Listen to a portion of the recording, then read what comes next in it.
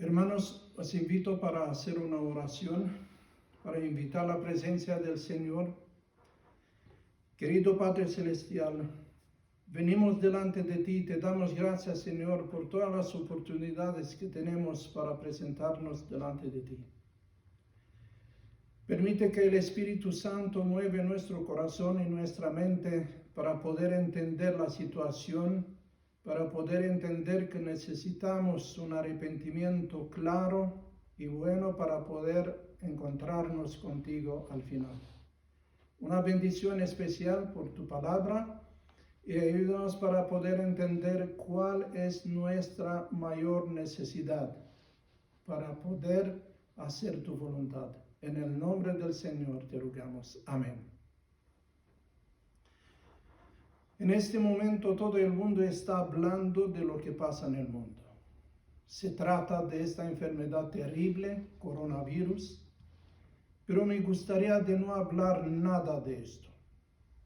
Prácticamente está bien de hablar de esto la gente, las personas que conocen la situación. Para nosotros como Iglesia de Dios, esta no es una novedad.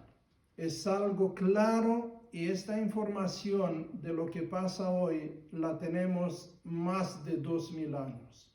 El Señor Jesucristo ha dicho, y la tenemos aquí en Mateo 24, el versículo 6 y el versículo 7 y el versículo 8 de Mateo 24. Vamos a ver qué dice la palabra del Señor.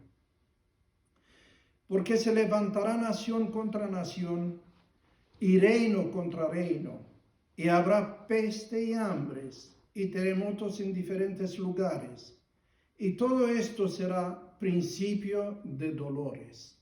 Hermanos, dice la palabra del Señor, el mismo Jesús ha dicho que esto es solamente el principio de dolores. Pues oremos al Señor que el Señor nos protege y nos ayuda para entender que hay algo mucho más peligroso que esta peste, que esta enfermedad, el pecado. El pecado, hermanos, es una cosa tremenda, porque prácticamente si nos enfermamos podemos morir, pero si estamos preparados podemos encontrarnos con el Señor. Pero si estamos en el pecado, no hay más otra oportunidad, otra solución. Porque yo lo digo que estamos en un más grande peligro con el pecado. Porque me parece que como iglesia y también como individuos no estamos 100% preparados para encontrarnos con el Señor. Hace 2 días he encontrado un texto bíblico muy interesante del libro de Malaquías y me gustaría compartir con ustedes este texto bíblico que es muy importante. Mira que dice en Malaquías 6, el versículo 1 hasta el versículo 3. Dice la palabra del Señor así. Oíd ahora lo que dice Jehová. Levántate, contiende contra los montes, y oigan los collados tu voz. Oíd montes y fuertes cementos de la tierra. El pleito de Jehová, porque Jehová tiene pleito con su pueblo y altercará contra Israel. Pueblo mío, ¿qué te he hecho? ¿O en qué te he molestado? Responde contra mí. Hermanos, la palabra del Señor aquí no tiene problemas con el mundo, con la gente de afuera que no conoce la verdad.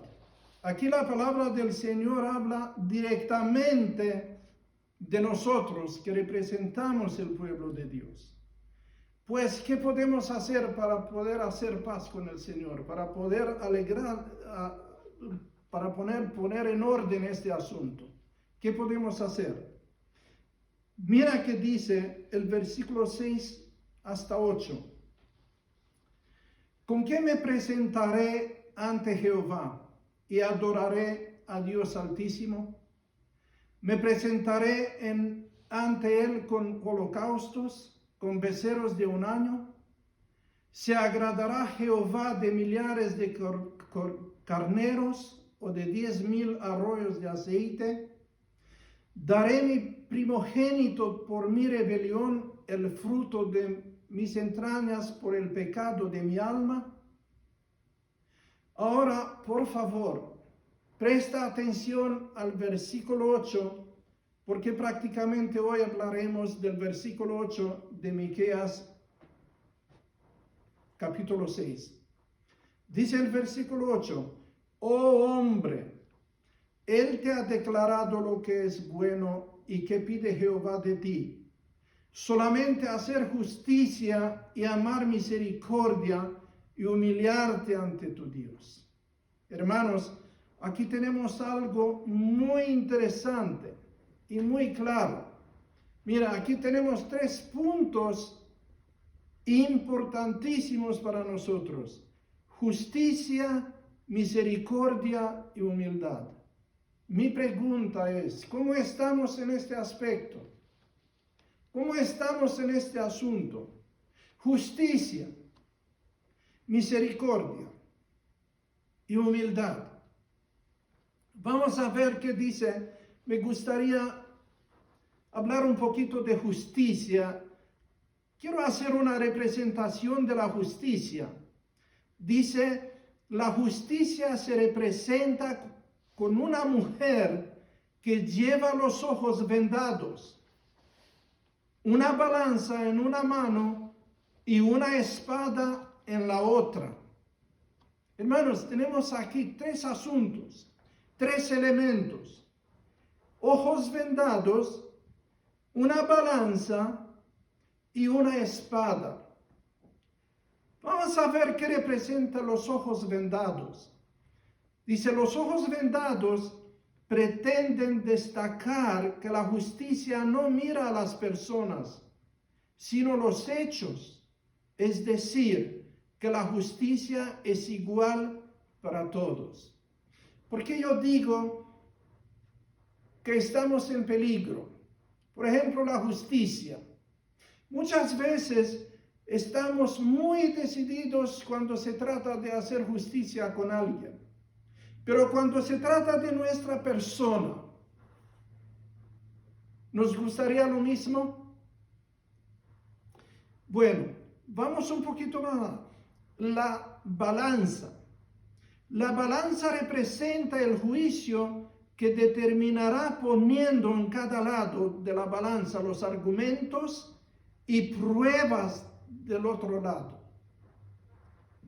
Este es el asunto de la balanza.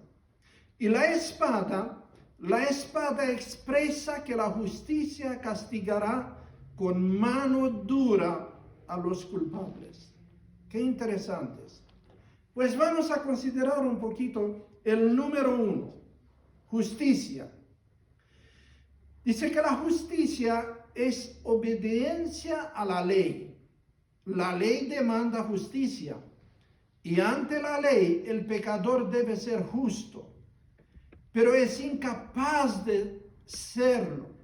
La única forma en que puede obtener la justicia es mediante la fe.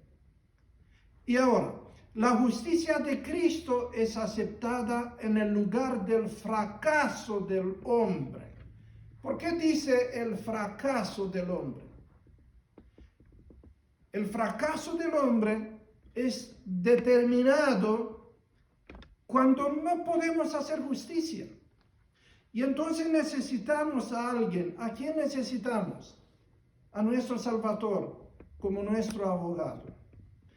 Y dice, el fracaso del hombre, y Dios recibe, perdona y justifica al alma creyente arrepentida.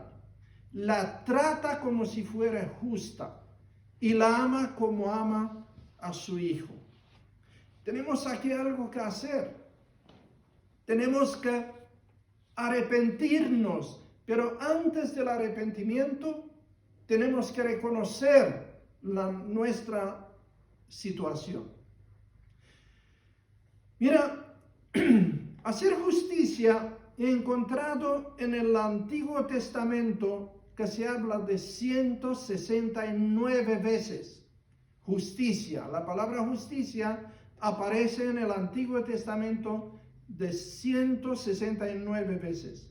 En el Nuevo Testamento está escrito esta palabra 67 veces. Tenemos pues un total de 236 lugares en nuestra Biblia donde nos habla de la justicia. Vamos a considerar algunos textos bíblicos que nosotros conocemos muy bien en el Antiguo Testamento. Tenemos aquí en el libro de Deuteronomio el capítulo 16, 20. Dice la palabra del Señor así: la justicia, solo la justicia seguirás, para que vivas y heredes la tierra que Jehová, tu Dios, te da. Pues la recomendación aquí para poder vivir en la nueva tierra que el Señor ya prometió es hacer justicia, seguir con la justicia. Tenemos también en el Salmo 119, el versículo 142. Tu justicia es justicia eterna y tu ley la verdad. ¿Qué significa justicia eterna? Pues para siempre. El Señor no ha hecho ningún compromiso con el pecado. Solamente justicia. Mira que dice en Proverbios 8, el versículo 15. Proverbios 8, el versículo 15. Por mí reinan los reyes y los príncipes ejercen la justicia. ¿Qué pasa con un príncipe o con un rey que no cumple sus asuntos con justicia? Pues el pueblo se levanta contra él y tiene que irse. En el libro Proverbios 11, el versículo 4 dice: de nada servirán las riquezas en el día de la ira, pero la justicia librará de muerte. Hermanos, vamos a considerar ahora en breve lo que dice en el Nuevo Testamento. Tenemos la información del apóstol Pablo, la carta que escribió, la primera carta de Timoteo, el capítulo 6, el versículo 11, dice: pero tú, hombre de Dios, huye de estas cosas y sigue la justicia, la piedad, la fe, el amor, y así más adelante. Y entonces, tanto en el Antiguo Testamento como en el Nuevo Testamento, la justicia es lo que nos puede salvar. Y entonces mira, por último texto, en el asunto de la justicia, tenemos aquí el libro de Apocalipsis, el capítulo 22, el versículo 11 dice: el que es injusto, sea injusto todavía. El que es impuro, sea impuro todavía. El que es justo, practique la justicia todavía. Y el que es santo, santifíquese más todavía. Pues mira qué importancia tiene la justicia. Sin justicia, y aquí tenemos que trabajar mucho. Y el trabajo no sería fácil para ponernos de acuerdo con la palabra del Señor para hacer justicia para siempre. Hermanos, el número 2 de Miqueas 6 dice que es misericordia. ¿Cómo estamos en este asunto con la misericordia? Para poder entender claramente qué significa misericordia, dice en el asunto teológico, dice que es un atributo de Dios por el que perdona a los hombres el perdón de los pecados realizado por Dios. Pues atributo de Dios por el que perdona a los hombres el perdón de los pecados realizado por Dios. Pues se trata de la misericordia divina. Pero nosotros, ¿cómo estamos? Porque nos toca a nosotros también de practicar la misericordia. Nosotros conocemos en la Biblia muchos aspectos donde se trata de la misericordia de Dios. Y estamos muy felices cuando el Señor tiene misericordia de nosotros. Pero ¿cómo estamos nosotros en este aspecto? Dice que misericordia significa sentimiento de pena por los que sufren, que impulsa a ayudarles o perdonarles.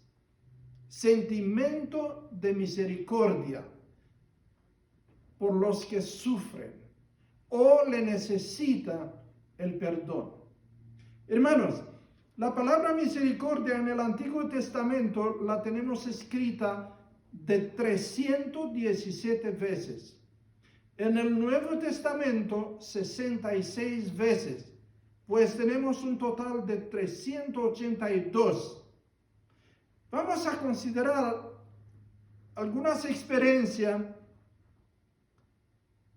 del Antiguo Testamento para ver un asunto de misericordia. Tenemos en Génesis 19, el versículo 16 dice: como él se demoraba, los varones los asieron de la mano, a él, a su mujer y a sus 2 hijos, según la misericordia de Jehová para con él. Lo sacaron y lo pusieron fuera de la ciudad. ¿Cómo tuvo misericordia Dios de este hombre? Se trata de Lot, sabemos. Lot y su familia, su esposa y las 2 hijas. Dice, según lo agarraron de mano, los 2 ángeles lo agarraron de manos, según la misericordia de Jehová con él. Qué maravilloso. Tenemos la experiencia de José, porque José, cuando el hijo de Jacob, cuando llegó en Egipto, no entró directamente en el estatuto de primer ministro. Sabemos su experiencia y un día él tuvo que entrar en la cárcel. Y allí, cuando un compañero de la cárcel salió afuera, sabemos quién era, él le dijo, la tenemos escrito en Génesis 40, el versículo 14. Dice, acuérdate pues de mí cuando te vaya bien. Te ruego que tengas misericordia y hagas mención de mí al faraón y que me saque de esta casa. Nosotros sabemos que este hombre prácticamente se olvidó, pero José dijo, tenga misericordia y ayúdame. Habla con faraón. Pero mira, el ser humano se olvida rápido cuando se trata de hacer un bien. Tenemos otra cosa en Deuteronomio 7, el versículo 9.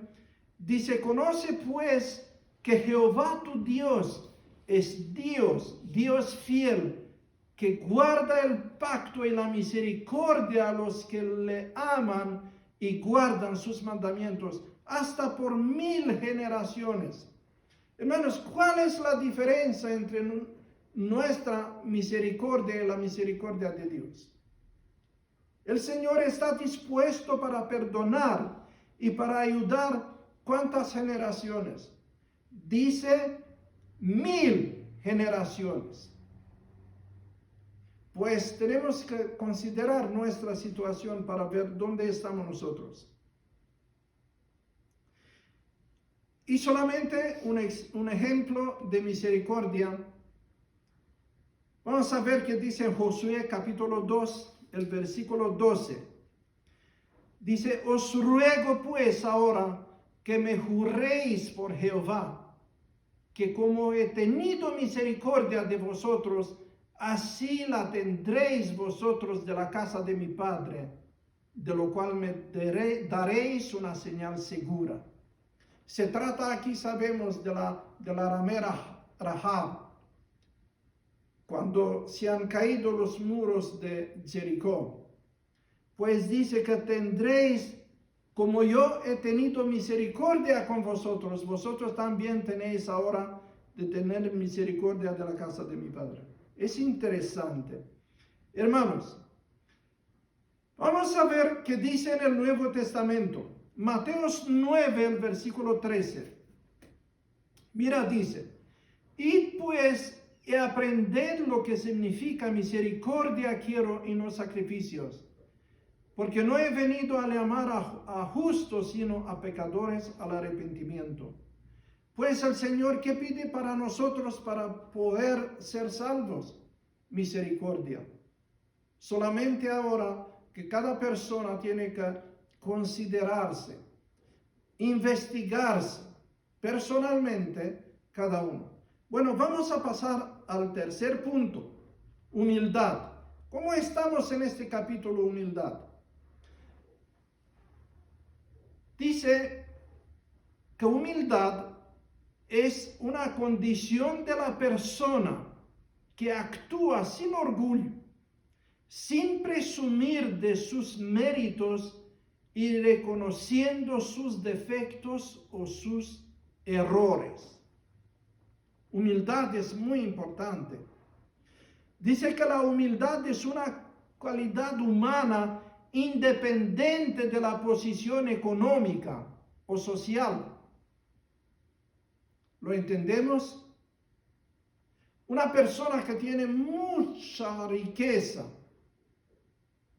puede ser humilde, pero también puede mirar a la gente así de una forma un poquito interesante.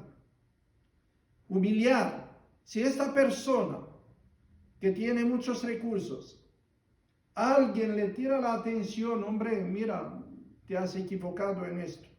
¿Está dispuesto para reconocer su error? Es la parte de humildad, reconocer. Y dice aquí, una persona humilde no pretende estar por encima ni por debajo de nadie, sino que sabe que todos somos iguales y nuestra existencia tiene el mismo grado de dignidad. Qué interesante. Pero tengo aquí algo muy importante. Vamos a considerar esto. Dice, de allí que ser humilde no implica dejarse humillar. ¿Se puede entender esto? Ser humilde no significa dejarse humillar, pues la humildad no supone una renuncia a la dignidad propia como persona. Vamos a ver qué dice la palabra del Señor en Proverbios 15. En el libro Proverbios 15, el versículo 33 dice, el temor de Jehová es enseñanza de sabiduría, y a la honra procede la humildad. Vamos a ver otro texto en Proverbios 22. Riquezas, honor y vida son el premio de la humildad y del temor de Jehová. En el Nuevo Testamento, cuando se trata de humildad, tenemos el libro de Efesios, el capítulo 4, el versículo 2. Con toda humildad y mansedumbre, soportándonos con paciencia los unos a los otros en amor. Hermanos, la humildad es una perla. Todos los 3 puntos son perlas prácticamente de muy valor. Vamos a ver qué dice en Colosenses 3, el versículo 12. Vestíos pues como escogidos de Dios, santos y amados, de entrañable misericordia, de bondad, de humildad, de mansedumbre y paciencia. Hermanos, estos 3 elementos son muy importantes. Depende de nosotros si estamos listos para aceptar al Señor así como Él quiere. Solamente la doctrina no es suficiente, porque hay muchos doctores en la ley, también en nuestra iglesia, pero solamente la doctrina es solamente una parte de la verdad. Y la otra parte son también las recomendaciones de la palabra del Señor que tenemos en Miqueas, el capítulo 6, con el versículo 8. Vamos a leerlo por última vez. Dice, oh hombre, Él te ha declarado lo que es bueno y que pide Jehová de ti, solamente hacer justicia y amar misericordia y humillarte ante tu Dios. Prácticamente este texto bíblico está conectado con los 10 mandamientos. De esta manera podemos cumplir la ley. Que el Señor nos bendiga y que el Señor nos ayude. Os invito otra vez a un momento de oración. Querido Padre Celestial, nos presentaremos otra vez delante de ti para rogarte, Señor, que nos ayudes, para poner en práctica tu verdad, para poder prepararnos para el encuentro contigo. Te rogamos que nos perdones, porque muchas veces en nuestra vida hacemos lo que sabemos que a ti no te agrada. Pero te rogamos que nos ayudes para tratar todas las cosas y actuar con justicia. Ayúdanos para amar misericordia, no solamente aceptarlo cuando se trata de nosotros. Ayúdanos para ver misericordia en todos los aspectos de la vida. Y también te rogamos que nos ayudes para cumplir este texto bíblico, para ser humildes y actuar con humildad en todas las cosas que hacemos. En el nombre del Señor te rogamos. Amén. Amén.